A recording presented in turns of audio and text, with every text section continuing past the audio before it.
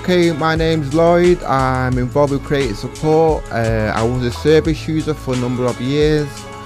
I am now a volunteer, and today we are making a film about service users, their involvement and what it means to them, their choices and things like that.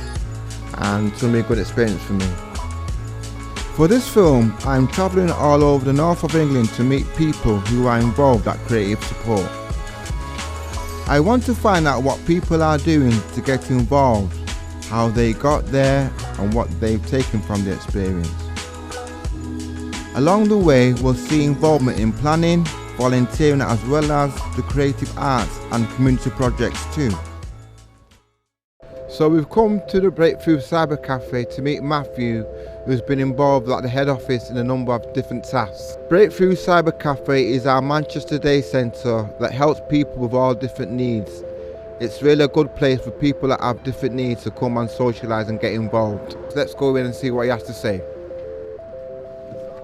So Matthew, nice to meet you. So how long have you been involved with creative support? I've been involved probably over the last sort of 4 or 5 years now. Involved with some of the training that they do here, as well as the marketing department here. How did you first start doing it? Well, I think I just went and asked I probably just started asking a few questions really, and it's kind of like me sort of, well, how can I kind of give something back to the service?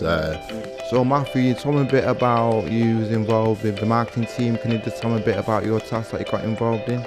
Last time I was with marketing, I was helping them count some of the t-shirts that they keep in the basement, and just sort of helping them to categorise it all, and then we just labelled it all up, so you can see when you go downstairs now, you can see everything's all labelled up. As much as the marketing team are not actual support workers as such, they are a great healer in one sense, because they do certain things. I mean, last year I was doing the radio, the LDOK, and I was basically presenting on there, and it was just great to have that involvement, because it sort of gives you a bit of a structure, routine to the day, because it's like you've got a job in here in a sense really.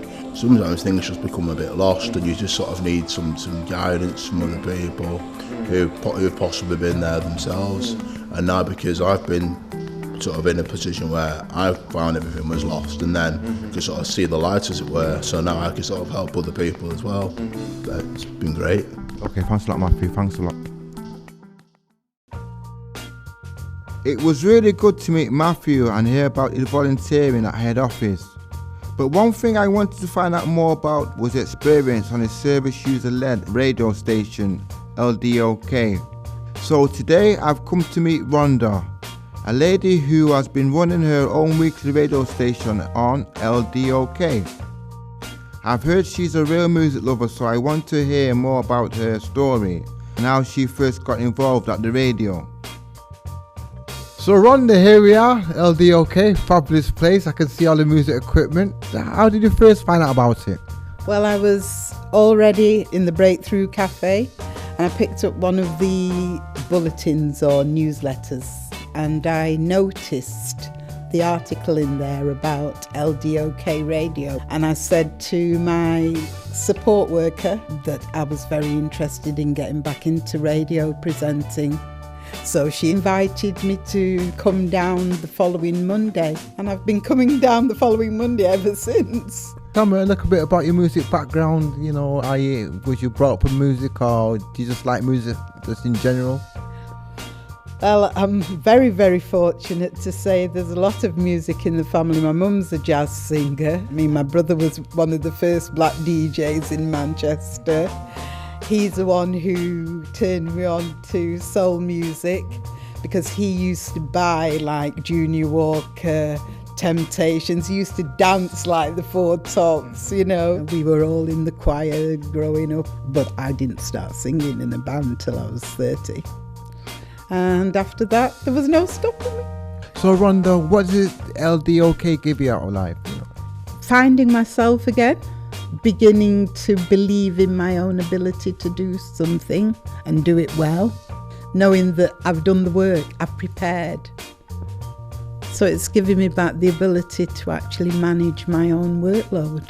What does the future hold after LDOK? Well, I'd love to have my own programme, and I think I could always see myself in going along to the hospital radio and doing some things for them there.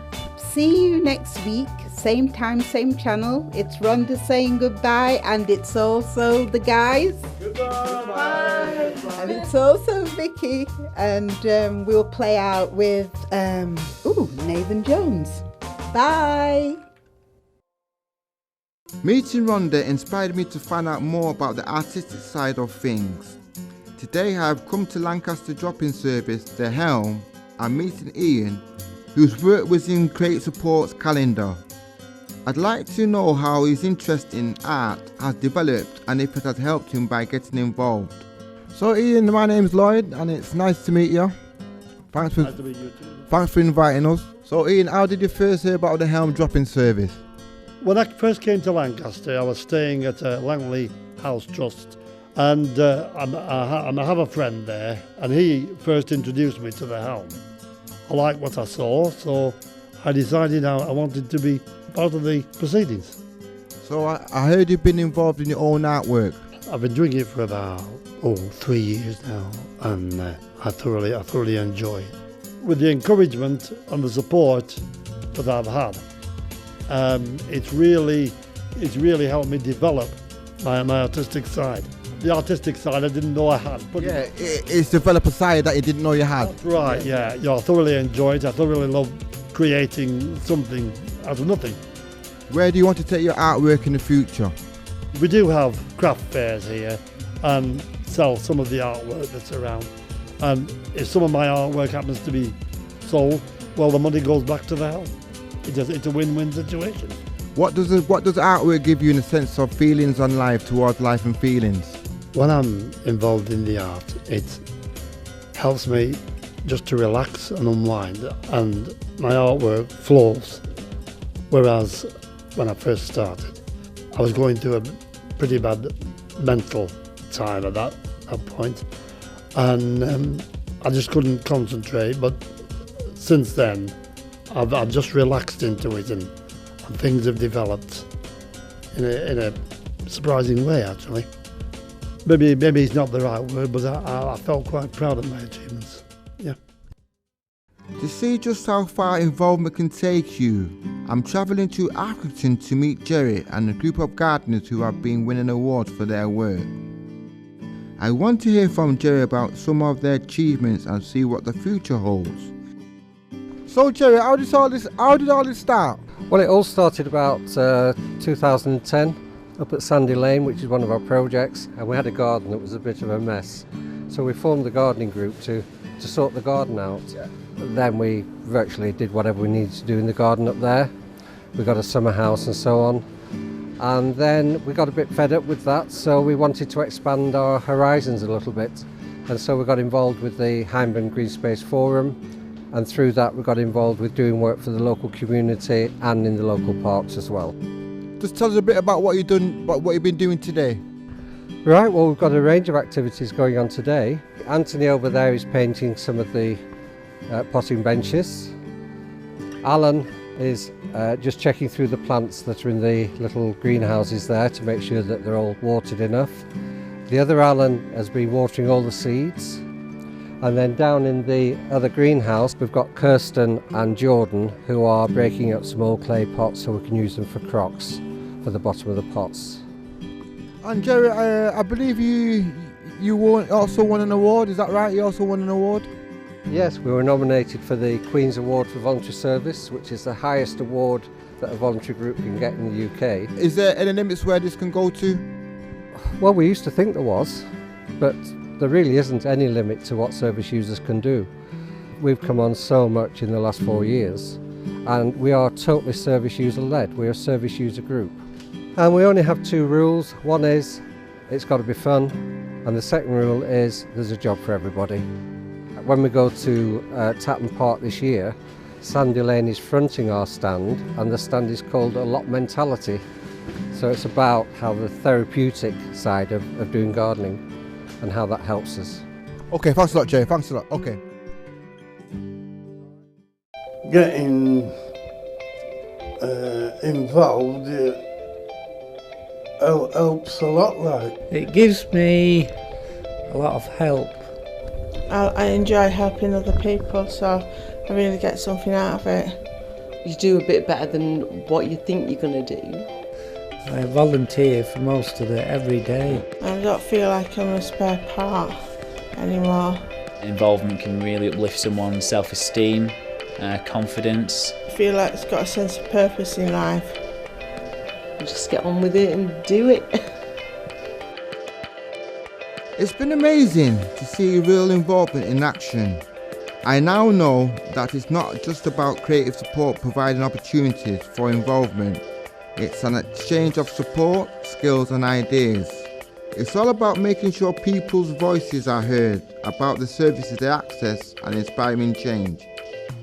So how does all of this involve you? Well, there are so many ways to get involved. From the design of publications like Creative Life to helping out with events like the annual Pride Parade or the football tournament. You can undertake training in a field of your interest or have a say in the people we employ at the interviewing stage.